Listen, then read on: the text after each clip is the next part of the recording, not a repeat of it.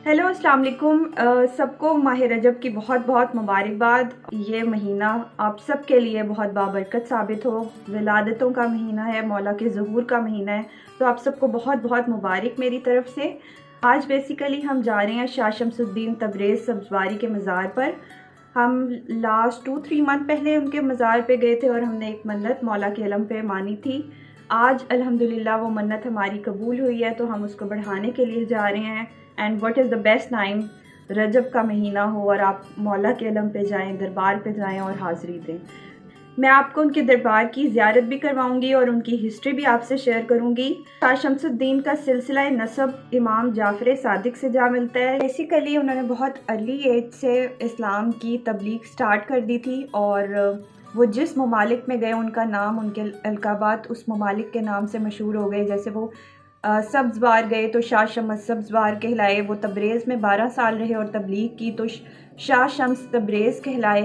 और इनकी औलाद जो है तबरेज़ी, शमसी, सब्ज़वारी के नाम से आजकल जानी जाती है। और इनके काफ़ी मौजज़ात भी मशहूर हैं, वो भी मैं आपसे वीडियो के दौरान डिस्कस करूँगी, आपसे शेयर करूँगी। तो अभी हम चलते हैं शाह शम्स के मज़ार पे और मैं आपको उनकी ज़ियारत भी करवाती हूँ।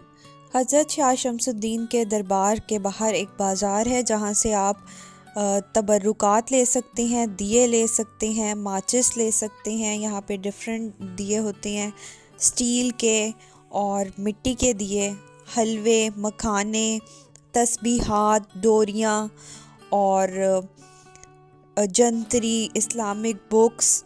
तो ये यहाँ पर ख़ुद तैयार किए जाते हैं। अलम पाक लोग अपने लिए यहाँ से अलम लेके भी जाते हैं और जिन लोगों की मन्नत होती है वो यहाँ से अलम पाक लेकर मन्नत भी अपनी बढ़ाते हैं। ये हमारे यहाँ जब भी कोई निकाह रस्म या शादी होती है उसमें ये इमाम ज़ामिन बांधे जाते हैं, जिसमें या फातिमा लिखा है। तो इनके पास ये भी अवेलेबल है। अलम की इनके पास फुल कलेक्शन है, कड़ियों की, नगों की। यहाँ पे इनके पास बुक्स की फुल कलेक्शन है, जिसमें अली की बेटी अमीरुल मोमिनीन के बारे में बुक्स, और उनके पास इस्लामिक हिस्ट्री से रिलेटेड बुक्स हैं।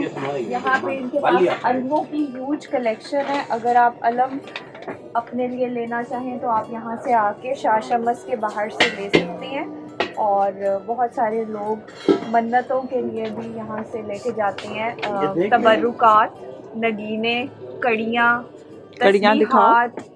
लोगों की ये मन्नत मशक़ होती सकीना है, जिन बीबी। लोगों की मन्नत होती है वो यहाँ से मशक़ सकीना भी लेके जाते हैं। सिमामिया जंतरी भी अवेलेबल है, तो अभी हम ये लेंगे। और ये जिन लोगों ने स्टोन्स लेने हैं तो इनके पास ये स्टोन्स की भी कलेक्शन है। इनके पास अकीक की और डिफरेंट तस्बीहात हैं। अगर आप अपने लिए तस्बीहात लेना चाहें तो वो भी अवेलेबल है। यहाँ पर ये ख़ुद अलम पाक तैयार कर रहे हैं।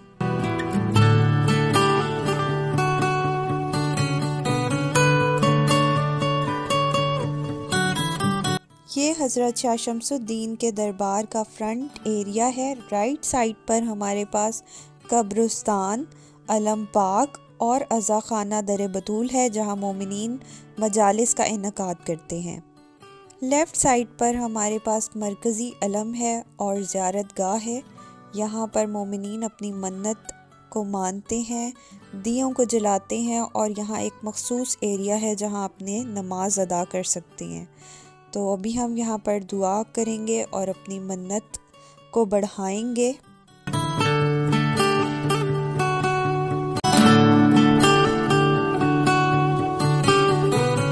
मोहम्मद वालेही मोहम्मद।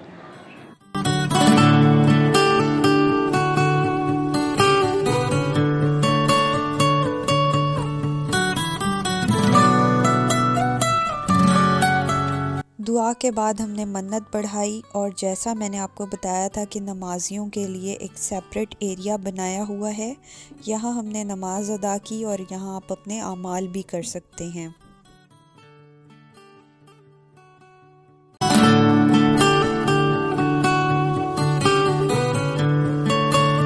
ये हज़रत शाह शम्सुद्दीन तबरेज़ के दरबार का फ्रंट एरिया है और एंट्रेंस है।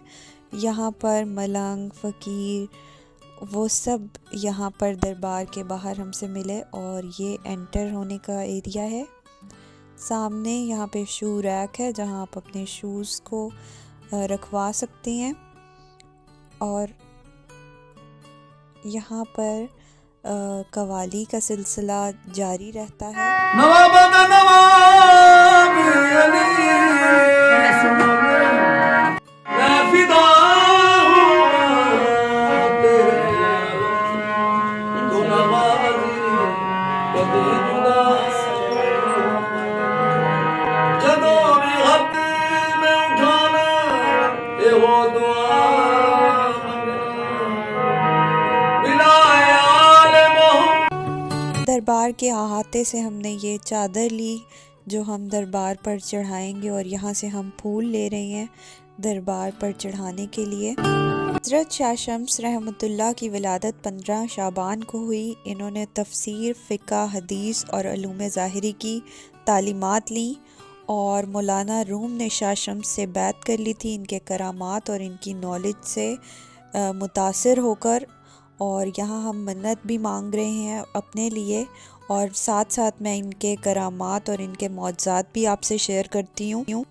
یہاں پر آپ دیکھ سکتے ہیں کہ 2 قبریں ہیں، ایک حضرت شاہ شمس الدین رحمۃ اللہ کی ہے اور دوسری ان کے پوتے کی، جو کہ بابا شاہ عالم سرکار کے نام سے جانے جاتے ہیں۔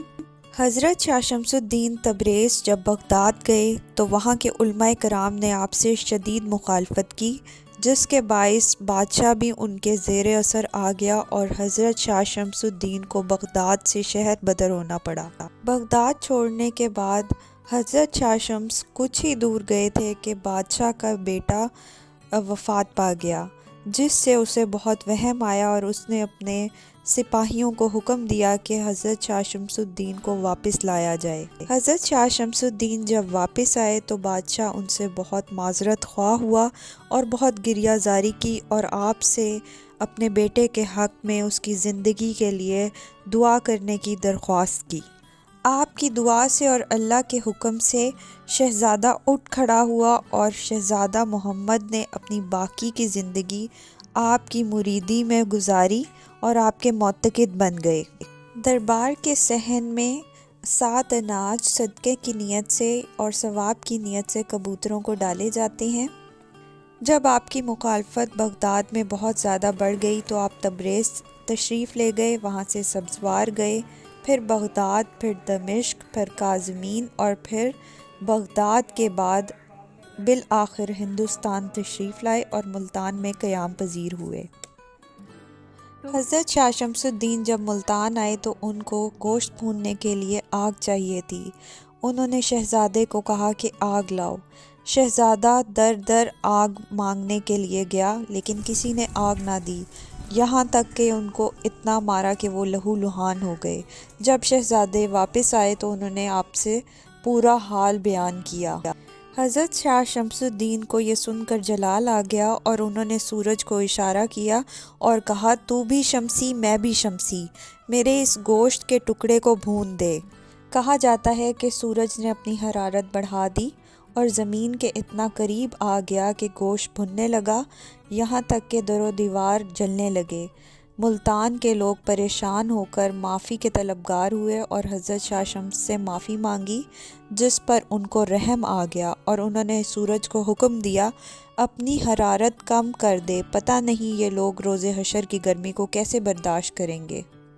کہا جاتا ہے کہ ایک شخص نے حضرت شاہ شمس الدین رحمۃ اللہ سے ان کے سید ہونے کا ثبوت مانگا تو آپ نے اپنا شجرہ نسب پیش کر دیا، لیکن اس نے کہا کہ میں اس پر بھی کس طرح یقین کروں؟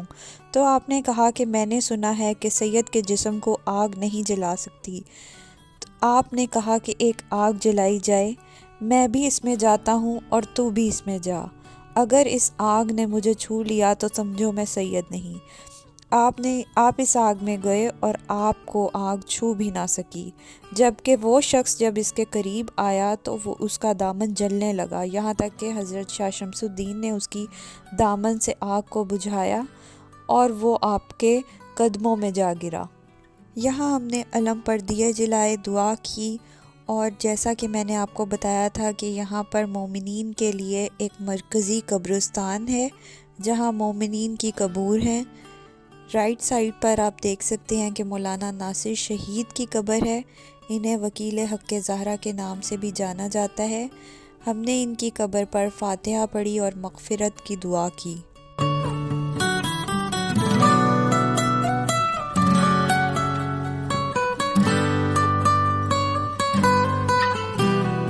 مولانا صاحب کی قبر پر علم کا سایہ ہے جیسا کہ آپ دیکھ سکتے ہیں، اور یہ مولانا صاحب کی قبر ہے۔ مولا تمام مومنین کو یہ شرف حاصل کرنے کی توفیق دے اور اپنے خاص غلاموں میں شامل کرے۔ قبرستان کی لیفٹ سائڈ پر مجالس منعقد کرنے کے لیے امام بارگاہ اور نماز ادا کرنے کے لیے مسجد موجود ہے۔ یہ مسجد ملتان کی قدیم مسجدوں میں سے ایک ہے۔ یہ اس کا بیرونی حصہ اور دروازہ ہے۔ حضرت شاہ شمس الدین رحمۃ اللہ کی شادی حضرت جلال الدین کی بیٹی سے ہوئی۔ آپ کے 2 بیٹے نصیر الدین اور علاء الدین تھے۔ آپ کے اور بھی بہت سے معجزات مشہور ہیں۔ آپ کی تعلیمات و تبلیغ سے لاکھوں لوگ فیض یاب ہوئے۔ یہ امام بارگاہ کا انٹرنل ایریا ہے جہاں پر مجالس منعقد ہوتی ہیں، اور ساتھ ہی میں ایک عزا خانہ در بطول ہے جہاں پر زیارات بھی ہیں اور عزا خانہ میں مجالس بھی منعقد ہوتی ہیں۔